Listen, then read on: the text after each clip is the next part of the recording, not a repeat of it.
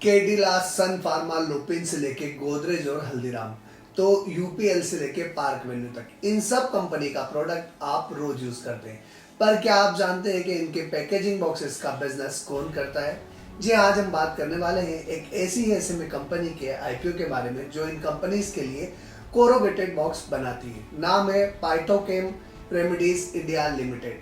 Video को अंत तक जरूर देखिएगा। वीडियो के अंत में आपको क्लियर हो जाएगा कि इस कंपनी का बिजनेस क्या करती है, ग्रोथ और कैपेसिटी एक्सपांशन का क्या स्कोप है, स्ट्रेंथ और वीकनेस क्या है, और साथ ही साथ इस कंपनी के आईपीओ में निवेश करना है या नहीं करना है।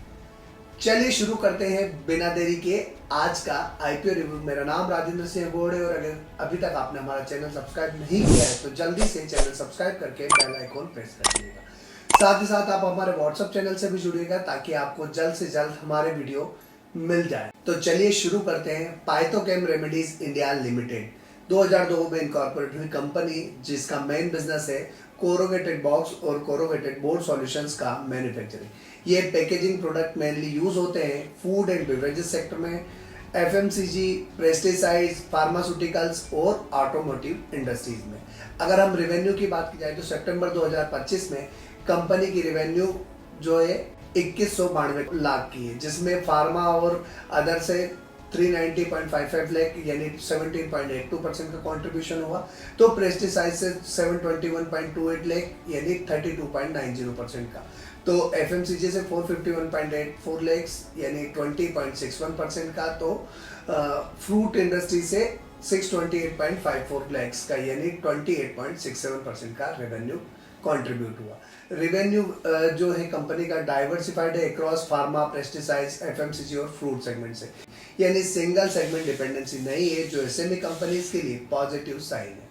और जिसके क्लाइंट में शामिल है कैडिला, एमक्योर, गोदरेज, प्रिया गोल्ड, हल्दीराम, यूपीएल, लुपिन, सन फार्मा, कोरोमंडल, यूफ्लेक्स और पार्क वेन्यू जैसे दिग्गज। कंपनी 2 मैन्युफैक्चरिंग यूनिट ऑपरेट करती है जम्मू में। बाहरी जम्मू में एक यूनिट है जिसकी टोटल एरिया 43,360 स्क्वायर फीट का है, जहां करंटली यूज होता है 12,000 स्क्वायर फीट।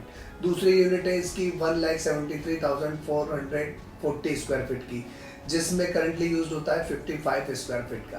कंपनी के पास सिग्निफिकेंट अनयूज्ड कैपेसिटी अवेलेबल है, जो फ्यूचर एक्सपेंशन के लिए पॉजिटिव साइन माना जाता है। कोरोगेटेड बॉक्सेस 3 प्ले, 5 प्ले और 7 ply. Printed corrugated boxes, corrugated rolls, corrugated pads and sheets, ये प्रोडक्ट मल्टीपल इंडस्ट्रीज में यूज होते हैं, जो कंपनी को सेक्टर रिस्क से थोड़ा प्रोटेक्ट करते हैं। 30 सितंबर 2025 तक कंपनी के पास 51 एम्प्लॉयज की एक टीम है, जो प्रोडक्शन, ऑपरेशन, एडमिनिस्ट्रेशन सभी को मैनेज करती है। अगर एसएमई साइज के हिसाब से देखा जाए तो इस कंपनी का वर्कफोर्स काफी लीन है। अब बात करते हैं कंपनी के आईपीओ डिटेल की। तो 18 दिसंबर के दिन आईपीओ शुरू होने वाला है, 22 दिसंबर तक खुला रहेगा, 26 दिसंबर के दिन लिस्टिंग होने वाली है। 10 रुपये फेस वैल्यू वाला शेयर 98 रुपीज़ के प्राइस पॉइंट पर एक कंपनी अपना आईपीओ लेकर आई है, जहां पर 38.22 करोड़ का आईपीओ साइज है, जो कि पूरा का पूरा फ्रेश इशू होने वाला है। फिक्स प्राइस इशू टाइप है और बीएससी का एसएमई आईपीओ, जहां आपको मिनिमम इन्वेस्टमेंट 2400 शेयर्स के लिए 2,35,200 रुपीज के लिए करना होगा। अब बात करते हैं कंपनी के फाइनेंशियल्स की। तो असेट क्लास से अगर शुरुआत करें तो इसके असेट्स 37.07 करोड़ से बढ़ के 53.68 करोड़ सितंबर 25 तक हो चुकी है। इनकम की भी बात करें तो वो भी कॉन्स्टेंटली 20.83 करोड़ फाइनेंशियल ईयर 23 में थी, जो बढ़ के 36.81 करोड़ फाइनेंशियल ईयर 25 और सितंबर 25 तक 25.01 करोड़ हो चुकी है। पेट की बात की जाए तो कंसिस्टेंटली इंप्रूव हुआ है, जहां पर 0.82 करोड़ का फाइनेंशियल ईयर 23 में था, जो बढ़ के 4.48 करोड़ फाइनेंशियल 25 और 3.75 करोड़ सितंबर 25 तक हो चुका है।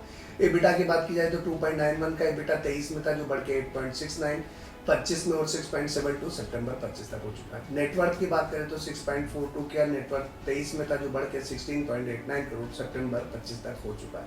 रिजर्व सरप्लस की बात करें तो 3.20 का फाइनेंशियल ईयर 23 में, जो बढ़ के 9.02 सितंबर 25 तक हो चुका है। तो वहीं इसकी बोरोइंग भी रिड्यूस होते हुए दिखी, जहां फाइनेंशियल ईयर 23 में 20.30 की बोरोइंग थी, जो घट के 19.32 सितंबर 25 तक हो चुकी है। अब बात करते हैं कंपनी के वैल्यूएशंस की। तो आरओई काफ़ी स्ट्रॉन्ग है, 34.07% है। आरओसी हेल्दी है, 25.29% का, जो गुड कैपिटल एफिशिएंसी को दिखाता है। डेब्ट टू इक्विटी रेशियो 1.42 का, जो कि लिवरेज कैपिटल स्ट्रक्चर को दिखाता है। रिटर्न ऑन नेटवर्थ 34.07 का, जो कि स्ट्रॉन्ग प्रॉफिटेबिलिटी और नेटवर्थ को दिखाता है। तो पेट मार्जिन 12.25% का है, जो कि इंडिकेट कर रहा है डिसेंट नेट प्रॉफिटेबिलिटी। वहीं इबिटा मार्जिन 23.78% का, जो कि रिफ्लेक्ट कर रहा है स्ट्रॉन्ग ऑपरेशनल परफॉर्मेंस को।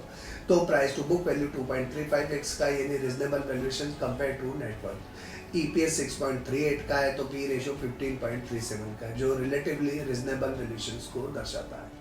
अब एक बार इस कंपनी को इसके कॉम्पिटिटर के साथ कंपेयर करके देख लेते हैं, जहां पर पाइथोकेम रेमेडीज इंडिया का ईपीएस 14.21 का, जो कि स्ट्रॉन्ग अर्निंग है। पी रेशियो 15.37 का, जो कि रिजनेबल वैल्यूज है।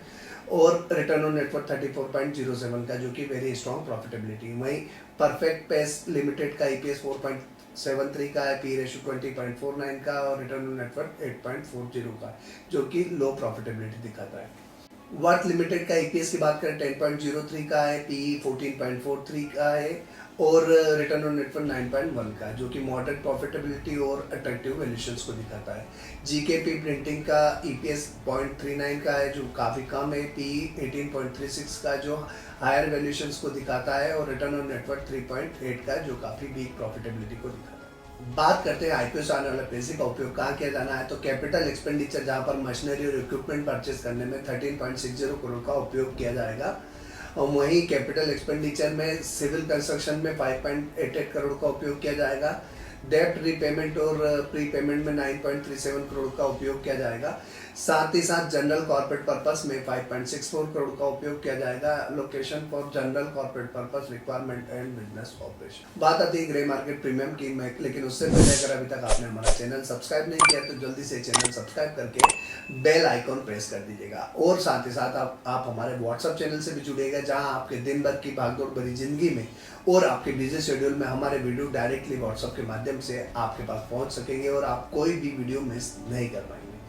अब बात आती है ग्रे मार्केट प्रीमियम की, तो फिलहाल इसकी कोई भी ग्रे मार्केट में डिमांड देखने को नहीं मिल रही, लेकिन जीएमपी कभी भी बढ़ या घट सकती है, इसलिए जीएमपी के आधार पर किसी भी आईपीओ में निवेश ना करें। इसके लिए हमने कुछ पैरामीटर डिसाइड किए, जिनकी सहायता से हम एनालाइज करेंगे कि इस कंपनी के आईपीओ की वैल्यूएशन फेयर है या नहीं, और उम्मीद करता हूँ कि आपको भी काफ़ी मदद मिलेगी। अब बात कर नंबर 1 पॉइंट आता है वैल्यूएशन। इस कंपनी की आईपीओ की वैल्यूएशन इसके बिजनेस को जस्टिफाई करती है। नंबर 2 पर आता है फाइनेंशियल। इस कंपनी के फाइनेंशियल लगातार सुधर रहे हैं, और आईपीओ के बाद इसकी डेब्ट भी आधी रह जाएगी, जो कि एक पॉजिटिव मूव होगा इस कंपनी के फाइनेंशियल्स के लिए। पीयर कंपैरिजन की बात करें तो इस कंपनी का आईपीओ इसके कॉम्पिटिटर के साथ एक नॉर्मल टू रीजनेबल वैल्यूएशंस पर आईपीओ लेकर आ रहा है। नंबर 4 पर आता है ग्रे मार्केट प्रीमियम। फिलहाल इस कंपनी की ग्रे मार्केट में कोई भी डिमांड देखने को नहीं मिल रही है, बट जीएमपी सिर्फ आईपीओ के लिए मार्केट का मूड दिखाता है, फाइनल लिस्टिंग ट्रेंड नहीं। और नंबर 5 पर आता है मार्केट सेंटिमेंट। मार्केट का मूड अभी बहुत अच्छा नहीं है, और स्पेशली एसएमई सेगमेंट के आईपीओ लिस्टिंग बिल्कुल भी अट्रैक्टिव नहीं हो रही है, इसलिए इस कंपनी के आईपीओ को फिलहाल मैं अवॉइड करने जा रहा हूँ। आप अपना डिसीजन सोच समझकर और सही रिसर्च करके ही लीजिएगा। मेरे डिसीजन पर आप अपना डिसीजन ना लें, और अप्लाई करने से पहले खुद की रिसर्च करें, अपने फाइनेंशियल एडवाइजर से कंसल्ट करें, और अपनी फाइनेंशियल कंडीशन देखने के बाद फिर ही निवेश करें। दोस्तों, अगर आपको ये आईपीओ रिव्यू वीडियो पसंद आया हो तो लाइक कीजिएगा, अपने दोस्तों के साथ शेयर भी कीजिएगा, और साथ ही साथ इस आईपीओ से रिलेटेड या कोई भी आपके मन में क्वेश्चन है तो आप कमेंट बॉक्स में कमेंट करके पूछ सकते हैं। और हमारा चैनल अगर अभी तक सब्सक्राइब नहीं किया तो जल्दी से चैनल सब्सक्राइब करके बेल आइकॉन प्रेस कर दीजिएगा।